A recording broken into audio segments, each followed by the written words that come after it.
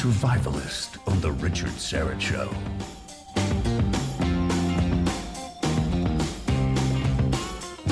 Today it's The Survivalist with Stefan Verstappen, our emergency preparedness expert and the author of The Arts of Urban Survival. Hey, Stefan, sorry about that wrong liner, but great to have you aboard. How are you?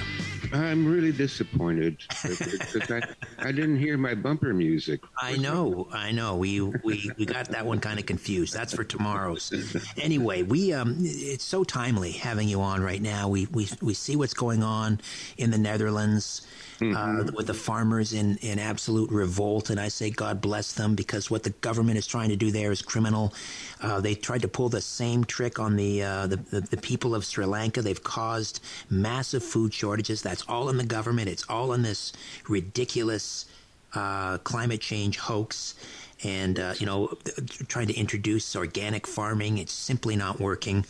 And so no better time than to talk about, because that stuff's coming here. We know that. Yes. The Prime Minister is going to try and institute the same types of reductions in nitrogen here in Canada. So we'll have the same battles here. So let's talk about forming a food co-op. We talked last week about the legal, the paperwork and the legal sort of infrastructure required to start your own community as a legal entity. So one of the benefits is you can form a food co-op. What are the benefits of that? Well, there's numerous benefits to that, but what I'm going to talk about today is going to be even easier. Yes, we can get into different types of legal structures for the communities we want to form, but let's just keep it really simple, because, to dive into all this paperwork at the very top, it's time consuming. And listen, folks, we don't have time. We need to supply our own means of nourishment. We need to have alternative sources of food. So I'm going to talk about two types of co-ops today. Now, a co-op is simply an association of members that agree to work together for a common cause, for a common purpose. And you can incorporate it as a business, or you can incorporate it as a nonprofit, or you can form it as an unincorporated association. And that's what I recommend right now, folks. You got to get busy. We're running out of time now.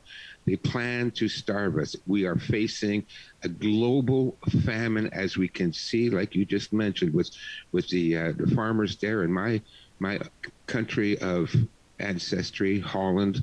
They're going to bring that here. So listen, let's take the easiest thing first, a grow co-op.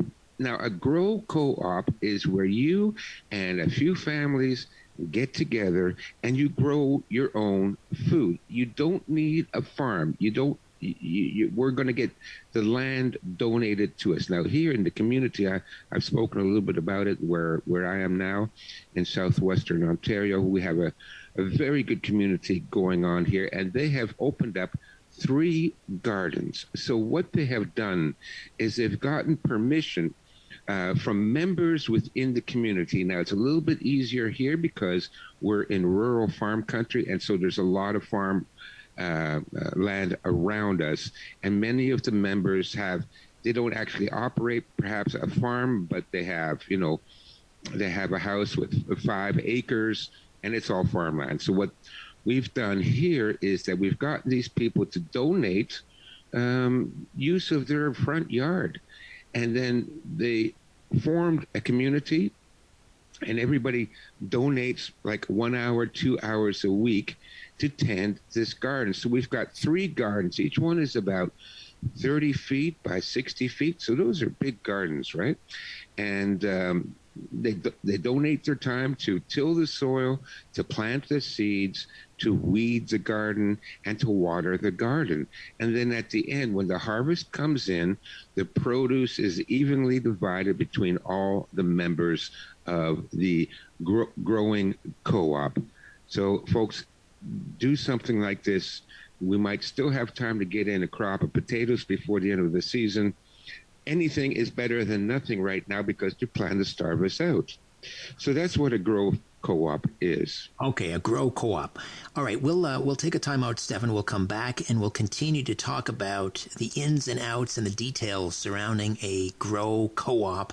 Stefan Verstappen, emergency preparedness expert, author of The Art of Urban Survival, and the website formingcommunities.com, formingcommunities.com, and chinastrategies.com. Back with more in a moment. Stay with us.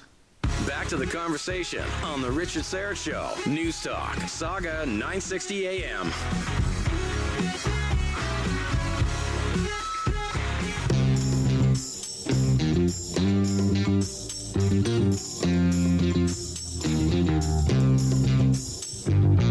The Survivalist on The Richard Syrett Show.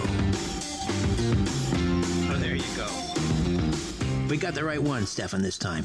Stefan Verstappen, emergency preparedness expert, author of The Art of Urban Survival, chinastrategies.com, formingcommunities.com, and right now we're talking about grow co-ops, and this will be part of a larger conversation regarding maintaining food supply and food co-ops. But right now, pooling resources, getting some land together among maybe several families, and growing your own food, putting in a garden. So what are the staples in terms of, I don't know, how many families are we looking at here with these particular, did you say three Gardens, yes. 3 gardens, okay. And how many people? We're looking at 40 members in our chapter, okay? Now, we are also in association with several other communities spread out throughout the county here. And so they have their own gardens as well. And we have our gardens. So there's 3 gardens here in our area. There are 40 members approximately of our community. So we're looking at 40 families. So, and what they're growing everything, onions, tomatoes, lettuce, potatoes, green onions, rhubarb, you name it, they're growing all of it there, everything they can get. And they're just donating their time. That's all it is. No money, no paperwork, just donating their time. Get together with some people. Now, the other thing one of the members is doing is she's starting a food co-op. Now, this is slightly different. A grow co-op is where you join forces. Sorry, I jumped ahead. One other thing. If you live in the city, you can still form a grow co-op. You might be able to use the roof of the building you live in. You'll have to check with property management. You can use raised bed gardens up on the roof, or even something like you get permission to use public land. For example, High Park, Toronto. I spent a lot of time in High Park. I love High Park. They have a grow co-op as well. They have gardens in High Park. It's fenced off. There's a lock on it. But you can become a member of that grow co-op, and you just have to donate your time, go to High Park, do a little bit of weeding, and at the end of the season, you're going to get a big box of produce. So one of the members here is already starting a bit on the way to a food co-op. Now, food co-op is a little bit more complicated, but what she's done is very simple. She went to the local farmers market where all the farmers, and they have a website where they post what they are producing, what they have, what's come into harvest, and you can order it in bulk.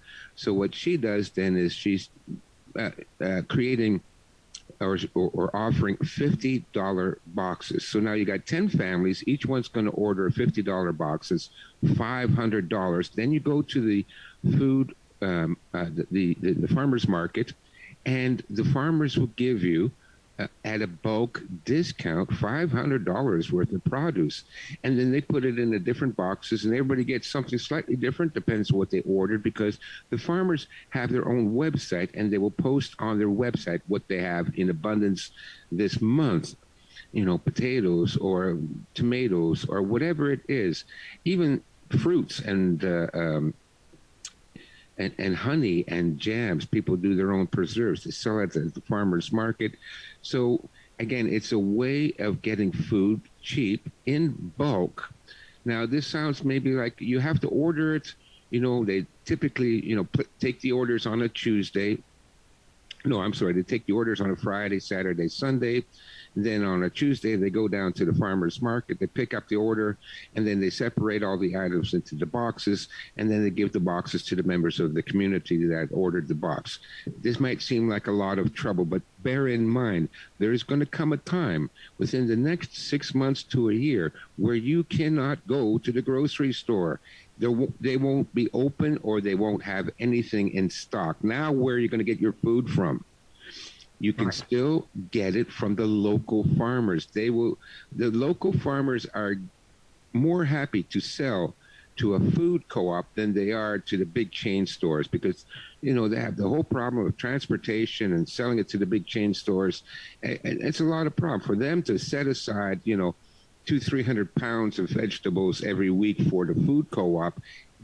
You're doing them a favor, and they're doing you a favor by supplying you with fresh, locally grown produce that you can eat. Now, I want to tell a quick story about what happened here in this area, southwestern Ontario.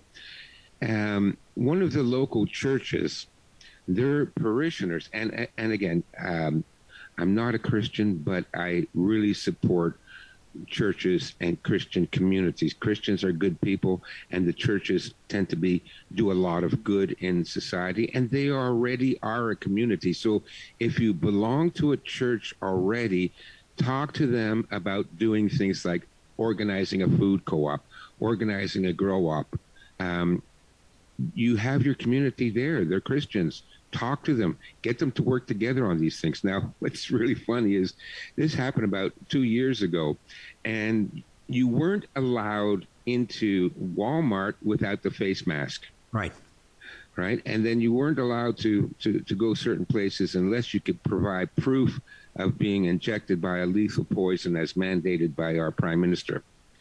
And the members of this church, now I don't know, maybe they thought it was like the mark of the beast or something like that, but they all, to a person, refused to wear the face mask, and they refused to get the government mandated death jab. And so what they did was they bought 2 farms. The congregation bought the farms because you're paying money into the church anyways. And so then the church said, listen, nobody's going to this grocery stores. We're not going to comply. And how are we going to feed ourselves? And so they said, well, enough of this crap. We are going to buy our own farms. And so they bought 2 farms. The parishioners run the farm, or they hire people to run the farm. And now they created their own food co-op, which is supplied by their own farms. So in 3 months, where they come back with the mandates and with the passports and all that, and you can't get in to the Walmart to buy groceries, well, guess what? They've got their food co-op. They've already got it set up. Right. You don't need to buy a farm. Just rent a tiller and put in a big garden in your backyard. The whole backyard, half the backyard, a corner of the backyard. Yeah. Go to your neighbors, swap food. I'll give you some rapini for your broccoli. Exactly. Exactly. That's how it's done. That's how it's done. Grow Co-op. Stefan Verstappen, emergency preparedness expert, author of The Art of Urban Survival, ChinaStrategies.com, formingcommunities.com. Stefan, this is a huge topic. I'm sure we'll continue to talk about grow co-ops and food co-ops, perhaps even next week, right? Sure, whatever you like, Richard. I'm happy to pass on the information. Fantastic. All right. Never more important than to be listening to this segment on this program. Stefan, always appreciate your time. Thank you. Thank you, Richard. Bye-bye now. Bye-bye.